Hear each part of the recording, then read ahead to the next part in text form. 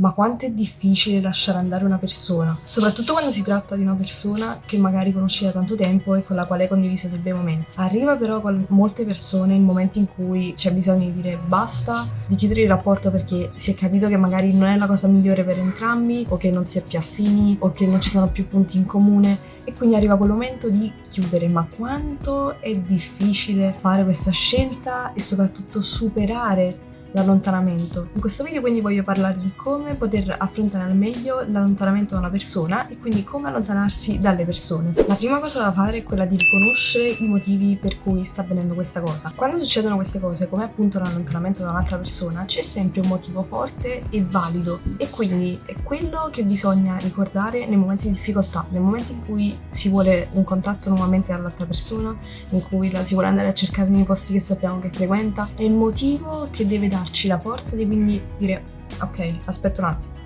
questo sta succedendo per una ragione, c'è un motivo, se è stata la cosa migliore da fare, quindi fammi riflettere, fammi ricordare il motivo, fammi ricordare come mi ha fatto stare questa persona, come mi ha fatto stare questa situazione, ed è lì che trovi la forza di non rompere il no contact, quindi quel periodo in cui non ci si parla. Poi ovviamente magari alcune persone si possono ritrovare nel tempo, ma ci vuole appunto tempo, ci vogliono mesi, ci vogliono addirittura per alcune persone anni, quindi questo è il momento in cui c'è bisogno di più forza, e per averla bisogna ricordarsi, quindi tenere in mente il motivo per cui sta succedendo questa cosa, il motivo per cui c'è questa situazione spiacevole. Il secondo step è quello di accettare la tristezza. Può sembrare scontato per alcuni, ma ci sono alcune persone che si affliggono ancora di più perché dicono io vedo che l'altra persona l'ha superata molto velocemente, perché io non ci riesco. Ma in realtà tutte le persone che postano sui social magari dopo la rottura con un fidanzato, dopo aver litigato con qualche amica, e postano tutte le attività divertenti, in realtà ok, in quel momento si stanno divertendo, ma tu non sai come stanno durante la giornata, non sai come stanno nel momento in cui hanno scattato la foto. Quindi non è che l'altra persona non sta male, sei tu lo scemo che sta male.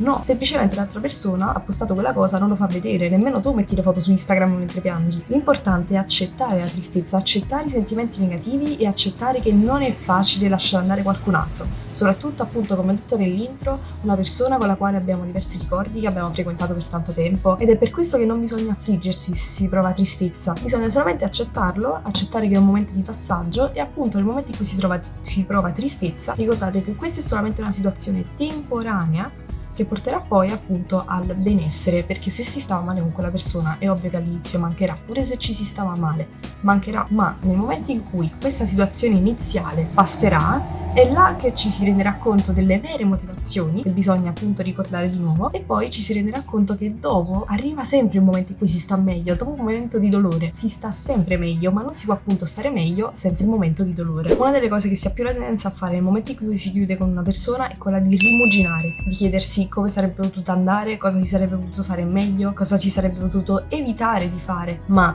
dal momento in cui quella cosa già è successa, allora la situazione poteva andare in 1.000.000 di modi diversi. Ok, è vero, poteva andare in 1.000.000 di modi diversi, sarebbe potuta andare in 1.000.000 di modi diversi. Mi è andata in un modo diverso?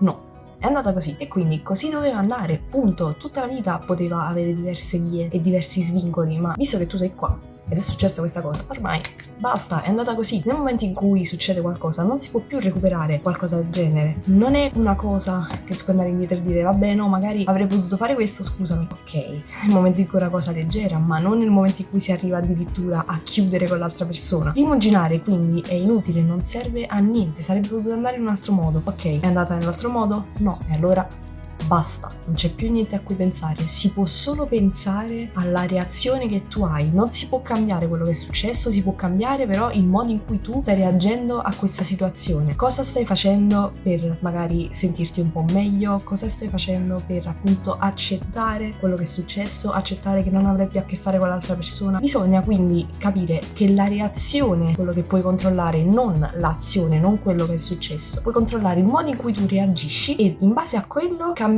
come la situazione si evolverà, soprattutto nel lato introspettivo. Essendo che è quindi appunto un momento di tristezza, cosa si può fare in questa situazione? Si può occupare il proprio tempo. Occupa il tuo tempo con quello che ti piace fare, con qualcosa che ti fa sentire bene, con qualcosa che ti fa capire ok, è successa questa cosa. Io non vivo in base all'altra persona, vivo in base a me. Fammi fare qualcosa che mi piace, fammi distrarre, fammi trovare un modo di non pensare a quello che è successo, perché se no, se stai tutto il giorno a rimuginare, veramente la giornata non passerà mai, la situazione diventerà 1000 volte più pesante di quella che già è. Uno degli hobby più costruttivi secondo me in queste situazioni è il journaling, che ti aiuta quindi a tenere traccia dei tuoi sentimenti e che appunto ti aiuta a quello che ho detto prima, quindi a ricordarti del perché è successa questa cosa, perché ti sei dovuta allontanare dall'altra persona, perché non vi trovavate più, perché è successo, me lo segno, me lo scrivo nel mio diario del journaling, libero tutta la mia mente perché ci sono tanti pensieri in questi momenti, le persone hanno tantissimi pensieri nella propria testa e quindi il journaling aiuta a dargli una posizione più specifica. Nella mente i pensieri sono tanti, uno è qua, uno è qua, uno è qua, uno è qua. Invece col journaling i miei pensieri metto qua,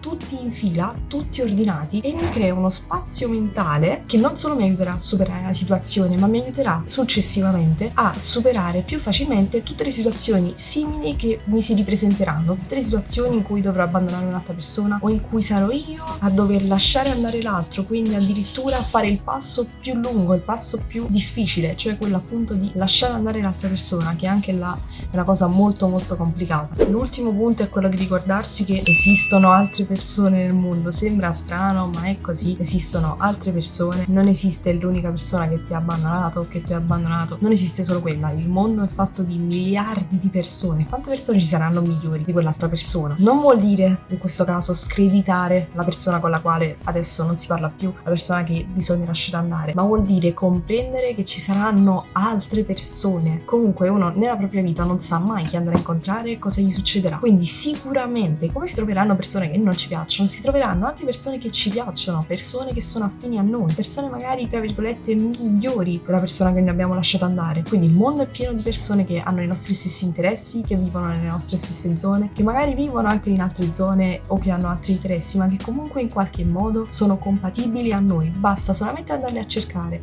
non bisogna stare ad aspettare, ma bisogna cercare, bisogna capire che ok, ho perso una persona, quante altre persone posso trovare nel mondo? Miliardi, milioni, tantissime.